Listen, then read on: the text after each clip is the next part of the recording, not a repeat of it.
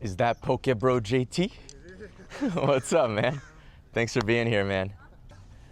Let's get it. Good to see you, buddy. Yeah. 7 months ago, I vended my first card show. And since then, I've paid off my entire personal collection of Pokemon cards by making tens of thousands in profit, and have done a lot of that through vending at card shows. In the past, I put out videos about how I prepared to vend at a card show. I vlogged the first 2 hours of setup during that first card show.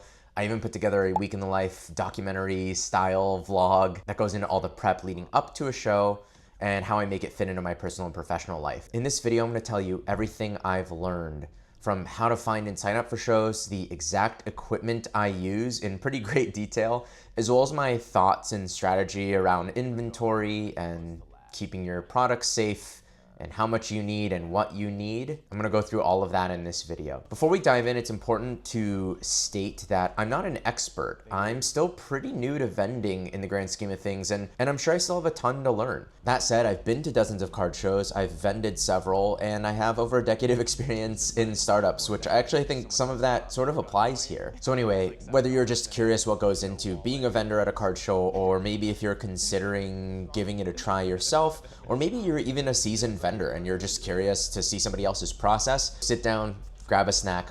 I'll answer the questions that I get asked most often while we watch me and my friend JT set up and break down at the 680 card show last weekend. So before we get into the details, let's start with why. Why vend at all? I think this is an important question to answer for yourself. For me, it all started because I'd spent a very real amount of money on shiny cardboard, and I just knew I'd sleep better at night if I could use the hobby to help fund the hobby itself. Vending also seemed pretty fun. I'd come to make friends with local vendors and people that attend these shows, and it was also a new type of content for my YouTube channel. But for you, it could just be for fun. It could be a one-off thing just to give it a try or to recoup some of what you've spent on your collection. For some people, maybe you do it occasionally and it's just a little bit of supplemental income or to help you fund the hobby itself, which is really the category I fall into. Or it could be a lot of supplemental income. Actually, a good number of vendors in my local card show scene are vending pretty much every weekend, and they travel often to do it, even though they work one or even sometimes multiple full-time jobs. And of course, there are some people who are just a full-time card business, and they probably sell online in addition to at shows. There are tons of valid reasons to try vending, and there's very few wrong reasons, but if there is one wrong reason, it's doing it solely for the money with no passion for the hobby. Your buyers can feel it. You're not going to enjoy very much about the process. You'll probably just give up and burn out on it before you move on to something else. So if you're not starting from a place of loving Pokemon or Pokemon cards, enjoy the rest of this video, but I'd probably just recommend that you find other ways to make money that fill your cup. Let's say you decide you want to do this. Well, I get asked all the time, how do I find shows to attend or vend? I just recommend you find a show by using resources like the show locator on Instagram, or by checking the show schedule of active vendors in your local scene, or just by Googling card shows in your area. In my local scene, card shows tend to sell out of vendor tables, and oftentimes they start taking bookings months in advance. So it's a good idea to plan ahead. And usually there's an email or a phone number or an Instagram handle that you can reach out to and get in touch with the person organizing the show, and they'll walk you through the steps of getting signed up if they have tables available. The lead time varies by region and by show, but again, I would probably recommend that you usually anticipate planning 1 to 3 months in advance. At local shows, your tables are probably gonna run somewhere around $50 to $150 per table. But larger shows or national shows like Collecticon or Card Party, these can definitely be in the neighborhood of like 400 or even more than that per table, especially for multi-day shows. I think the upcoming West Coast card show that I'm going to be doing in Anaheim later this year is a 3.5 or 4-day show, like Thursday through Sunday, and those tables are over $700 a table. But it works out to something like $150 to $200 a day, which is, again, pretty typical.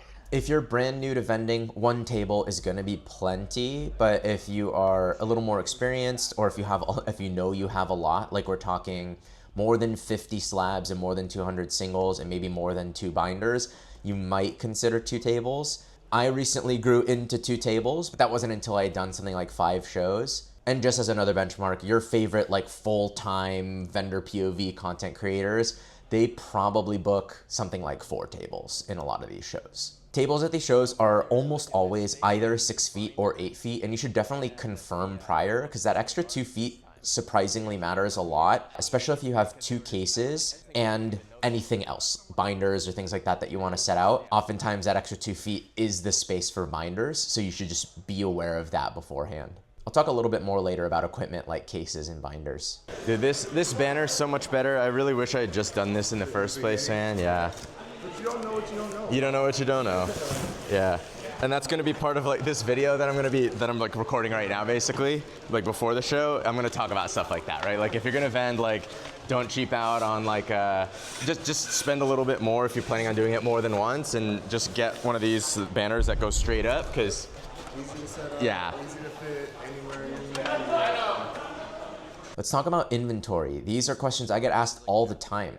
For example, how much inventory should I bring in terms of value? I was definitely wondering this when I was first getting started. There's no strict answer, but to try to give you a very direct answer, I'd recommend at least $2,000 of inventory, and I'll go into why.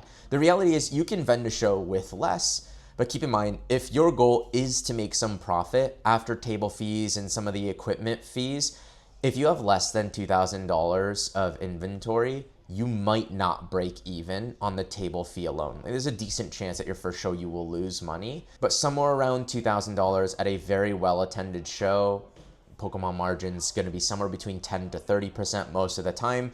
You have a pretty good chance of at least breaking even on that first show. If you're a parent watching this and you want to support your kid and your kid wants to do this, and you just know you're going to spend $100 on a table and your kid has like $200 worth of stuff to put out, just go for it. Have a great weekend, create a core memory with your kids, teach them some good entrepreneurial skills. Just recognize that you might not break even on the table fee alone. But in this sort of situation, that's probably not even the point. For what it's worth, my parents encouraged me to set up shop and sell rocks out of my personal collection of rocks when I was like 7 or 8 years old. I did that just like in my neighborhood. My dad helped me list and sell cards on eBay when I was right around 7 or 8 years old. As a family, we actually designed and created and built like this handmade board game. And so we would go to these local kind of crafts fairs or flea market type conventions, not that different than a card show, and buy a booth and sell these board games. And I still remember a lot of those experiences, and it would be hard for me to suggest that those sorts of experiences didn't in some way shape how entrepreneurial I became or how well I understood the difference between costs and revenues and profits and just general money management, even from a relatively young age. If it's something your kid is interested in, and if it's something you have the means to provide them, I'd say go for it. Anyway, for my first show, I had about $10,000 of inventory, and that actually felt perfect for me for a first show.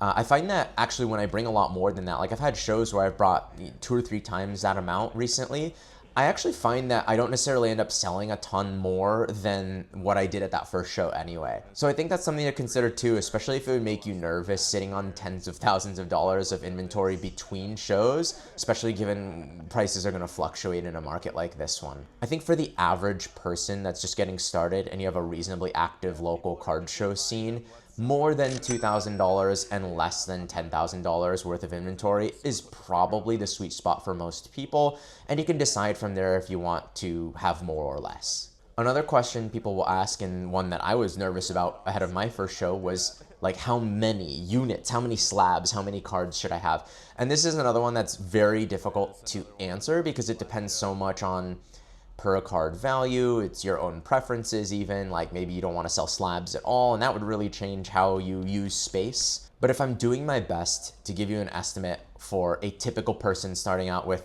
somewhere between $5,000 to $10,000 worth of inventory, and you're setting up with one table and you're going to have 2 2-foot by 3-foot cases, and maybe you're going to have a binder or 2, we're looking at a couple hundred singles and about 50 graded cards. And the way that breaks down is the most commonly used display cases are 2-foot by 3-foot, and slabs themselves are about 3 by 5.5 inches roughly. So a horizontal case can fit about 11 to 12 slabs horizontally and about 4 slabs vertically, assuming you're not really overlapping your slabs too much, which you can do, and you can probably add 25 to 50% more by overlapping. But if you prefer to just like have every slab having its own space, we are looking at, again, it's probably like 11 by 4. It's about 40 to 50 slabs. But again, I just want to be clear, there's no requirement. You could sell no slabs. You could get a slab binder and put 200 slabs in that, whatever you want. I personally find though that when I have a lot more than 50 slabs, I will run out of space. And that was part of why I ended up getting a third case. I'll talk more about that soon. Even with 3 cases at the recent show, I still had a lot of stuff that was still just in storage during the show. So if you're envisioning putting out everything that you bring with you at the show, 40 to 50 slabs is probably a good spot. Singles are a little bit easier to overlap without creating too cluttered a look. Pokemon cards are about 2.5 by 3.5 inches, so if you overlap those cards slightly, you're probably looking at like 15 to 30 singles horizontally, depending on how much you're overlapping them, and about 6 vertical rows. That's about what you'll have space for in a 2-foot by 3-foot case. So that puts us somewhere around 100, 150 or so singles in a case. And if you have a binder, it wouldn't be hard to do another 100 to 200 singles in a binder. And I actually think that would be a really great place to start. If you want a good variety, you plan to do slabs and singles, you want some really low-end stuff in a binder, and you want some mid to high-end stuff in cases, I think something like 100 low-end cards for a binder, 100 in a case, and 50 graded slabs, 40 graded slabs is probably gonna be perfect for like an 8-foot table with a binder and 2 cases, which, again, there's no requirements for any of this. You could do way more or way less than that if you're new to this, but that's gonna be, I think, pretty typical. I think a lot of people start somewhere around there. I am assuming in this that your budget's in that 5 to 10K range for inventory. So if you've got a lot less than that, if you're more on like the 2, 3K sort of end of that spectrum, that's totally fine. But rather than having hundreds of really low value singles, I would personally just recommend you scale down the recommendation I just gave you. Maybe it's 20 slabs and 50 cards and then a binder of low end stuff. That would be a great place to start too if you don't have 5 to 10K or more to spend on inventory your first few times. Again, do whatever you want. This is just a question I get asked a lot. I was curious about it. I literally had cases out on a bed, setting them out before the show to try to figure out, do I have too much or do I have too little? So I'm just trying to give you an estimate here. Another question I get a lot is like, what kind of inventory? What should I have? Okay, so again, maybe it's low-end singles and then like mid to high-end singles and graded cards. But like within that, there's so many options. Should it be modern or vintage or mid-era or damage or near mint or, you know, PSA all grades or just PSA 10? Should I do CGC or BGS? There's a lot of ways that you could do this. And again, there's no right or wrong answer to any of that. And I actually think for a lot of people getting started, a very reasonable, common recommendation is to just start with what you have. If you're interested in vending, you probably have a personal collection and maybe there's some stuff in there that you're not extremely attached to. That could be your inventory as a starting point. So what you bring to the show might just be what you have. But if you're building inventory and you intend to try to make lots of deals at shows, then I do have some recommendations for you. I'm finding that right now in my local scene, there's a lot higher interest in near mint, ungraded, English modern cards. Way more than anything else right now. Of course, there are people who collect vintage and slabs and sealed and high end, but probably more than 80% of non-vendors walking around at shows, maybe they're just collectors or even streamers. Either way, they probably have a relatively fixed budget and they're probably looking for cards to put in a binder or to grade. If you wanna be pretty sure that your inventory is going to appeal to sort of the broadest audience possible, I would probably suggest focusing a lot of your energy on $5 to $200 modern, ungraded English near mint cards, especially those that sell often. When you look at TCG Player or eBay data, cards that sell a few times a day usually have some demand or hype around them. Another thing to consider is the popularity of the Pokemon itself. There are way more people who collect Pikachu or Mew or Mewtwo, Charizard, Greninja, those types of Pokemon. So yes, you will eventually run into somebody who just collects Shuckle or Garganacl, but those types of collectors are honestly a lot easier to get connected with on platforms like eBay rather than at card shows. Also, I would recommend you think about how people collect certain sets. Sets like Paldean Fates have a long list of shiny Pokemon and people are usually trying to master set those in a binder. So PSA 8, 9, 10, probably not the way to go on those sorts of sets. Just get the near mint English or Japanese version of those cards. It's much more likely to appeal to the type of collector that is interested in those sorts of cards. Personally though, I find that it can get a little bit boring for me just selling one type of thing. I had one show where I really went sort of utilitarian and focused on what I thought other people would want, and it definitely took a little bit of the joy out of it for me. So I oscillated back toward like, okay, sure, the money makers are gonna be your $50 to $100 modern IRs and SIRs. So I'm gonna have those, but I'm also really passionate about like rare vintage. And so sourcing more gold stars and having those out at the table and interacting with the types of people who are asking about them helped make it a little bit more fun for me, because that's where I'm a little bit more passionate in my own personal collecting. Variety is also a great way to appeal to a larger pool of potential customers, right? Shinings from the Neo era, Gold Stars, Crystals, Prime cards, e-reader cards, Silver Border EX cards. Those are great examples of like pretty sought after cards by vintage collectors, but they are kind of hard to source a lot of and to get them at good prices, and most people aren't likely to be buyers, but the people who want those sorts of cards, they'll often find and buy them, sometimes a lot of them, like really quickly. I personally find that if I have Gold Stars at my table, they almost never make it to the middle of the show. Another question I get is how to source inventory. I get asked this all the time, and I've answered this question in a variety of ways in other videos. The reality is, if you're not starting with what you already own and you don't have a following or a network in Pokemon, I would suggest that you just try to buy lots of things at a discount from market value through things like Facebook groups and subreddits like the Pokemon TCG Trades subreddit. It should go without saying, you should be really cautious when you buy from places like this. Check references of sellers, use PayPal goods and services for people who don't have lots of references to point to, educate yourself on what fakes look like from a variety of different eras, and so forth. As a heads up, it is pretty difficult right now to buy anything good under 70 or 75%. If you're just getting started, you're competing with people who probably have greater visibility, more references and feedback, broader networks, and so on and so forth. So I am gonna suggest that you aim as often as possible to buy between 70 and 80% on most items, but recognize that individual desirable items are fairly easy to sell at 90% or more of market price in the current state of the market. So don't go offering 70% of market on a PSA 10 Moonbryon. You might be able to get access to a card like that at a lower price, but you're probably buying thousands and thousands of dollars of other stuff, a lot of which might be total bricks, just for the right to get into that card at something like 75%. But don't go looking for Moonbryons and offering 80%. Unless that person is really desperate, they're gonna have a pretty easy time selling that thing at 85 to 95% of market in most cases. I also just want to point out that more experienced or well-connected sellers are likely to have multiple methods of offloading a lot at once, and oftentimes they can do that at like 85 to 90%. Just by having been around my local card show scene for a while, and because I have a YouTube channel, I basically never have to sell anything under 85% anymore unless it's just very hard to sell or very low end. So if someone reaches out to me and they offer me 80%, I honestly just have no incentive to accept an offer like that. I can go to any vendor that I know and probably offload $10,000 of inventory in a single transaction at 87% of market. Or if I'm willing to put in the work, I can sell it to people through Instagram or at shows for, 92 to 100% of market. I'm just saying that to let you know, don't be surprised or discouraged if some people shut you down right away when you try to offer between 70 and 80%. I'd also definitely suggest being upfront with folks if your goal is to buy under 85% of market. You probably don't need to warn people if your offer is going to be around 90%, because it's like pretty reasonable, acceptable range for an offer on a lot of things right now. But if you know that at the end of this conversation, you're going to try to buy for 75% and you can't go above 80%, I'd say just let them know up front, right? It's kind of a waste of everyone's time to build a list and pull comps and agree on those comps and then say, oh, by the way, I pay 75%.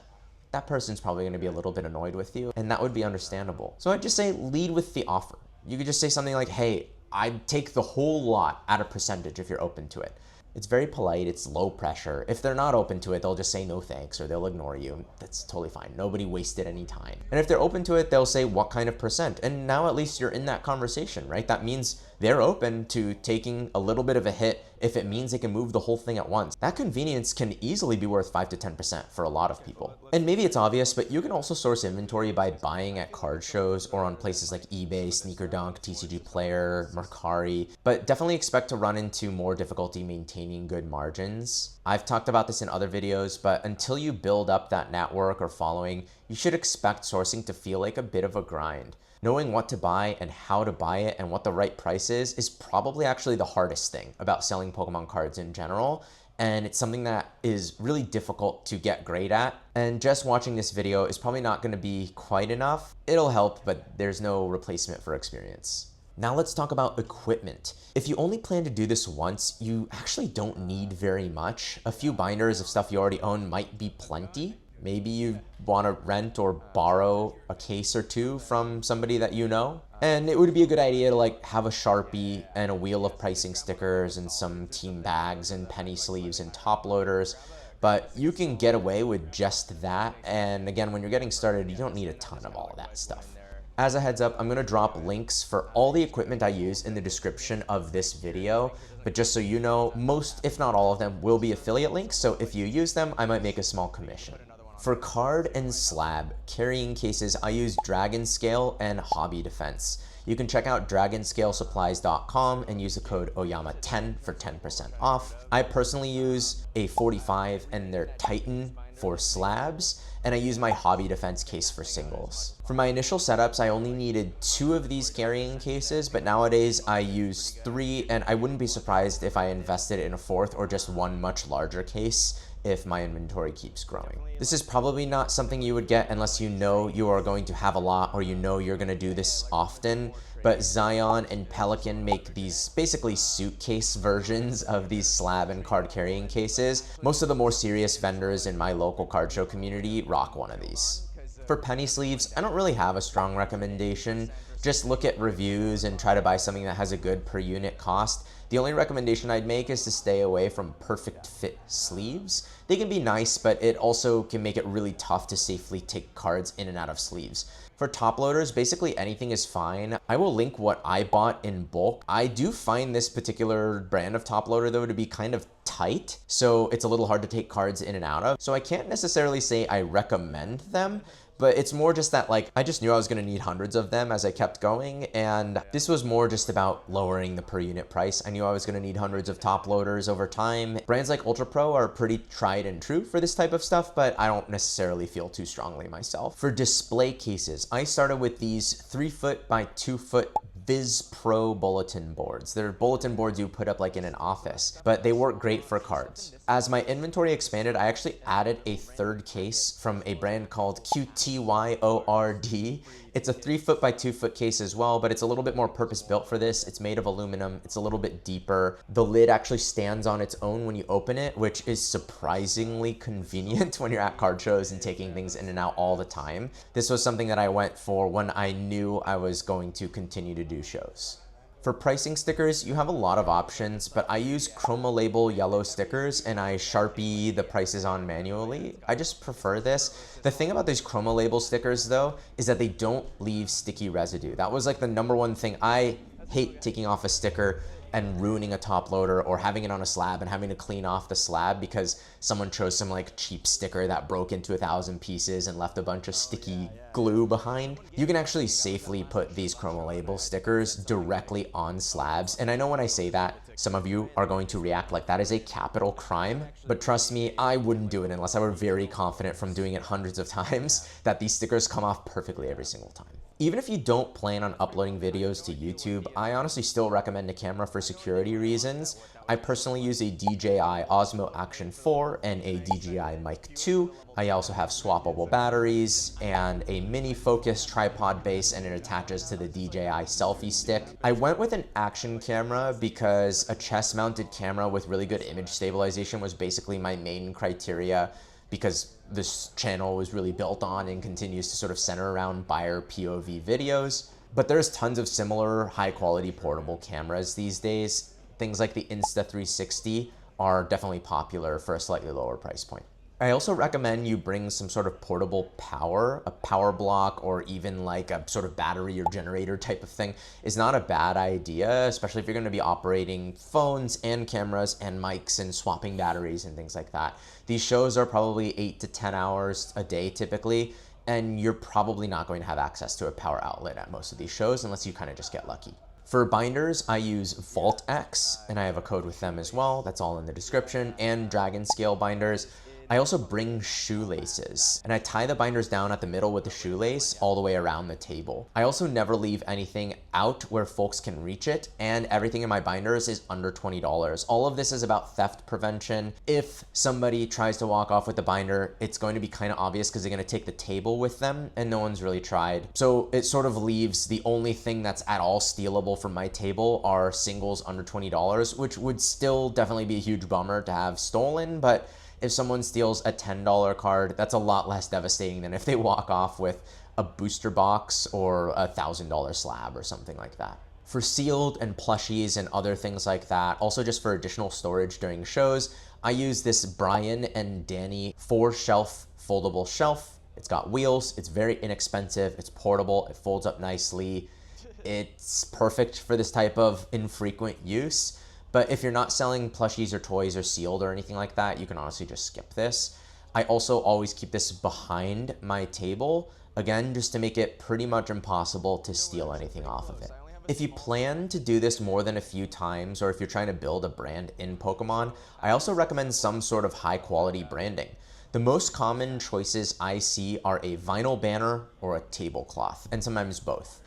I personally just went with a vinyl banner because it's visible and it's portable. Though I will say the first banner I had made was pretty inexpensive and it did serve its purpose, but the way the stand was set up, it was multiple pieces and it needed like 4 feet behind it for the stand sort of behind the banner. And you often don't have 4 feet behind the table. So more recently, I was just taking a closer look at other vendors' banners and I realized that most people had some sort of retractable banner that kind of rolls into a little metal base. And that's a much better idea. So I went ahead and made one of those for myself as well. I used Ballo Designs on Etsy. This isn't sponsored. I don't have a code with them. I just thought they did a good job and they were at a really competitive price point for these types of retractable banners, but you have a lot of options here. But again, if this is something you know you're gonna do more than a few times, just spring for this. It is gonna be twice as expensive as cheaper options, but I honestly wish I had just done it from the start. And lastly, if you expect to do this more than once or twice, I would recommend, if you don't already have one, getting or borrowing a wagon, like a nice heavy duty wagon that holds a lot of stuff. I personally didn't already own one before I started vending at card shows. So those first few shows, I was literally just like making trips back and forth from the car to the venue and feeling stressed about leaving things unattended at my table or in my car as I was setting up or breaking down. After a few times, I finally just invested in a Gorilla Carts foldable wagon. It's a pretty heavy duty wagon. I honestly love this wagon. I could see using it for other things. I personally just really only use it for card shows right now, but it allows me to bring my entire setup with me in one go. It's made things so much easier, so highly recommend it. If you have more than a few things that you're bringing, you can fill the cart with a bunch of boxes and plushies and whatever else, sealed product, and then put the cases on top and put your shelf and your banner on top and just get the whole thing done in one trip from your car during setup and breakdown. Here's something that was not obvious to me when I first started vending, but it did become obvious during that first show, which is the physical placement of your table in the venue actually really can impact how the show goes for you. A huge advantage of vending is having access to people who are looking to sell, like liquidate what they have, and they're willing to take less than market to do it. I know one full-time Pokemon reseller in my local card show scene who primarily does card shows as a way of buying and sourcing inventory under market rather than as a way of selling. They probably spend more money than they take in at these shows, and that's the point for them. But anyway, one thing I did learn is basically the further your table is from the main entrances of the venue, the less likely it is that desirable things for sale will make their way to your table. A lot of people just walk into the venue and go up to the first few Pokemon booths that they see and offer up what they have, and then they compare those offers, and the first person to offer 80% of market gets to buy that thing. You can still have a great show in the back corner of a venue. It's probably not something I would pay thousands of dollars to do at most shows, but if you can choose, or if you can show up and pay a premium to upgrade, I would probably do it every single time. Let's also talk about assistance. If you can bring at least one person with you, do it. Ideally, this person has some experience and understanding of how to condition check and price Pokemon cards, but really their primary purpose is just backup. If your table gets busy, you probably want a second set of eyes to prevent people stealing things and to help more customers at once. If you are alone and you become the bottleneck and your table gets busy, some people will stand there for like 5 or 10 minutes, not get your attention, and then just walk away. And maybe they were ready to buy something, but they just got impatient and decided, I'm just gonna move on, rather than just waiting potentially another 10 minutes to get some attention from that person. Also, presumably, you're a human, and you might need to eat or go to the restroom or something like that. And maybe you don't wanna leave your table totally unattended for 10 minutes straight. That's a good reason to have somebody else with you there. Vendors near you can most likely be trusted to watch your stuff for you, but they're also probably gonna be busy as well if the show's busy. The thing is, I do know very frequent, regular vendors who do these things alone, but I personally find everything about the experience better if I bring my wife or a friend with me. Let's also talk about food and water. Bring some. Trust me. Some shows have food, some don't. Some is very quick to get, some you have to wait in a line for 25 minutes. Again, every scene, every card show is different, but you should basically imagine yourself stuck behind your booth for the better part of 10 hours, and maybe you'll have 1 or 2 opportunities to go take a restroom break or something like that. And unless the show is kind of dead, you might only have 1 or 2 chances to take a restroom break before you have to run back to your table. Either way, you'll probably survive, but it's just not super obvious until you've done it at least once that you should probably bring at least a snack and a bottle of water with you. And again, bringing a second person with you really improves your odds that you can get away and order some food or go grab something or take a break. During the show, the biggest thing you're gonna need to do is make decisions on what to sell and buy and at what prices. If you don't know how to comp cards, after this video, go check out my video on what apps and websites to use for pricing cards. Can't believe how much Slabs didn't sell. Sold like no Slabs. But they'll do well for me on Instagram tonight, weirdly, yeah. But generally, it's accepted and typical for buying and trading to be in the vendor's favor a little bit, as the vendor is the one taking on a majority of the risk and effort, and they're essentially functioning as a liquidation business. The people that are attending get to offload their stuff right away for very little effort and risk, and you're the one with the cash. So sometimes you get to buy at 10 or 20 or 30% below market, and that's pretty reasonable and accepted. If I hit the Charizard, will you give me 50 for it? You're gonna rip it right now, and if you hit the Charizard, one of us will give you 50 for it. We'll go 25. Yeah, done. Yeah. No. I mean, it's cool, it's a hit, but no, it's probably like $2. It's probably like $2, yeah. Always need a bowl. Yeah, why not? Hey, all right. Not bad. Two for 2? Yeah, you're hitting stuff. That's Oh, yeah, he's hitting. Man, 3 for 3. Yeah. What? Hot man. That's actually amazing. That's actually so good. That's so good. Yeah, that's actually nice job. Can you get all the sleeves? Yeah, we can kick you a few sleeves. So you should also definitely bring cash of various denominations, both to make change, because these card shows are going to be pretty cash heavy most of the time, but also to opportunistically jump on buying opportunities that you want to jump on if they come to your table. I personally think it's fair for both sides to buy between 75 and 85% depending on what it is and at what point we are in the show, and to trade around 80% a majority of the time. I've talked in other videos about how powerful trading in your favor is, so I'll remind you about that video later on if you haven't seen that yet. But 80% or so is pretty reasonable for both sides. And I know there's gonna be someone in the comments that says 80% is ludicrous and vendors are scammers or scalpers or whatever totally overused dramatic word they're going to use to describe a very, very normal and accepted thing. Don't believe those comments. Vendors offering 60% is a little bit tight, and you can probably do better than 70%, right? There's a lot of vendors at these shows. Plenty of them will pay you 75 to 85% for certain things, but 80% is pretty fair, right? That, again, that person walking into the show gets to get cash in hand right away. They're not taking risk, they're not taking a lot of time, they're not making a lot of effort. And if they're listing on a platform like eBay, those platforms have fees. It is pretty hard to net more than 85 or 90% as just a regular person trying to turn your Pokemon cards into money or into other Pokemon cards. I used to buy more niche or low liquidity items around 70%, but nowadays I honestly just prefer not to end up with a lot of sort of meh inventory. So if my gut says I should offer 70% to take something, nowadays I actually usually just pass instead, because it means my gut is telling me this is going to be really hard to sell, or maybe it's likely to drop in price. Another thing to think about is where you are in the show itself. If it's Saturday morning and someone wants 80 to 85% for things that I think I can sell during that show, I'm usually going to go for it.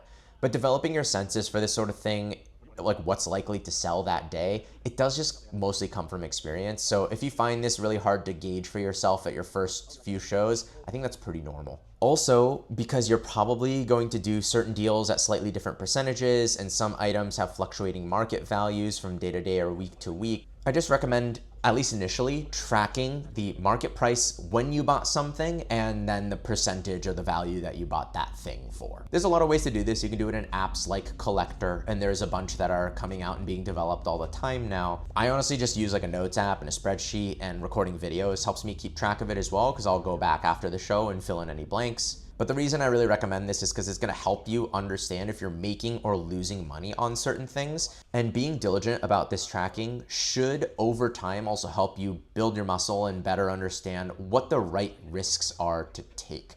Maybe you take a chance on a CGC slab or a damaged modern card, and maybe it sells for you fast, or maybe you end up holding onto it for months and you struggle to sell it as you watch the price plummet below what you paid for it.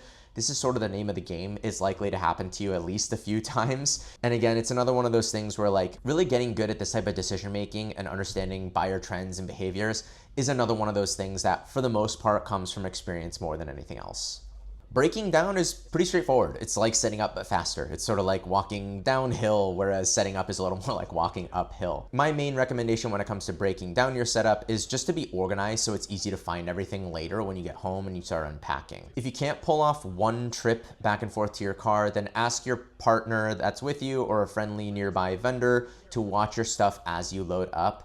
In my local scene, kind of infamously recently, vendors have started getting robbed at gunpoint for inventory and cash bags. So I highly recommend either bringing your car right up to the venue so you're not walking through a parking lot, or just traveling in groups, or even bringing your choice of protection if that's what you need to feel safe. People also ask about taxes and accounting and business licenses and things like that. In my experience, shows don't require any of that sort of stuff, but they will often specify when you sign up that vendors are responsible for their own taxes and things like that. I am not a tax accountant or financial advisor, so all I'm gonna say here is don't break the law. Track as much as you can.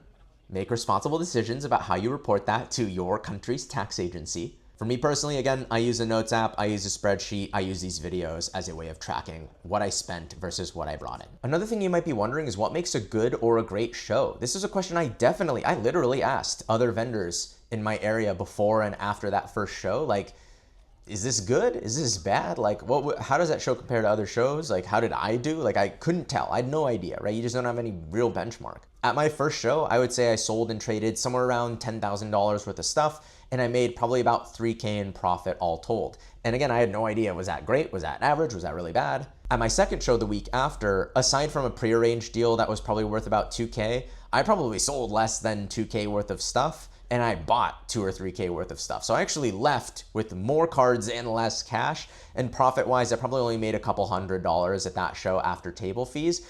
But I was also pretty happy with that. I did a lot of buying at that show. I positioned myself right next to the entrance, and that ended up being a pretty good idea. I also was able to get cards that I graded and did get PSA 10. So there's sort of future profit in getting to do stuff like that at some of those slower shows. But as it turned out, that first show I did was pretty poppin', and that second show is one of the more modest and less attended local shows in my area. For me, I was happy with both because the end goal for me has always just been to help fund my personal collection without using tons of my own personal finances, and both of those shows helped me accomplish that goal. Anyway, as a shorthand, I'd say at a very well-attended show, if you're bringing things that buyers want, and assuming someone doesn't come and buy out your entire table all at once, you might sell like a third of what you brought, maybe up to half, but probably not a lot more than that at a typical show. I'd say I usually sell about a third to half of what I brought, and your inventory might even grow because of trades and buying things along the way. So given like 10 to 30% margins on average, you can estimate that your result for 10K of inventory, selling like half of it, let's say, you're probably gonna be around 1 to 3K of profit from a show. And that's generally been my experience at most shows. If you include inventory growing, I leave with 1 to 3K more than I came in with. And at great shows, that might be upwards of 5 to 10K as you get more experience. And by the way, I also say this recognizing that nowadays I have more of a YouTube following than I did when I first started vending. So there are definitely people that come specifically to my table because they watch my videos and they really make an effort to make a deal. And even if they could get a slightly better deal from somebody else for the same thing, they might prefer to do that deal with me because they trust me or they enjoy the content or some combination of those sorts of things. I recognize that. So before someone goes to the comments to point that out, yes, of course, if you have a content following or if you've been vending for a while and you've built sort of a following locally in that sense, you're probably gonna have an easier time selling and trading and buying at shows. That's just gonna be a reality of starting out if you don't already have that sort of following or network built in. In any case, if you profit 10 to 30% of what you came in with in terms of inventory value, that's probably a really solid result for that show. And that's about it. I'm sure I'll upload this video and immediately think of like 5 other things I could have said, but I think this covers a ton of what I wanted to and what I get asked all the time. And it also covers a lot of the questions that I know I had when I was first getting started. If you have more questions, check out the optional channel memberships I just started. Levels 2 and up come with a commitment to answering your questions. I get asked a lot of questions nowadays and I just don't have the time to answer all of them, so I prioritize channel members when I can. Huge thanks to the nearly 30 of you that have already supported the channel in this way, with a special shout out to our Oyamega and Gigantamax Oyamega members, Ralph de la Calzada, Flaccid Shrimp, Tyler Giang, and Joseph E. If you want to hear more about what I learned the hard way, selling 6 figures of Pokemon cards in under a year, check out this video. If you're this far into this one, I promise you're gonna love that one. See you there. Lift the cart with the non-moving wheels to the back, so that side back. Yep. All right.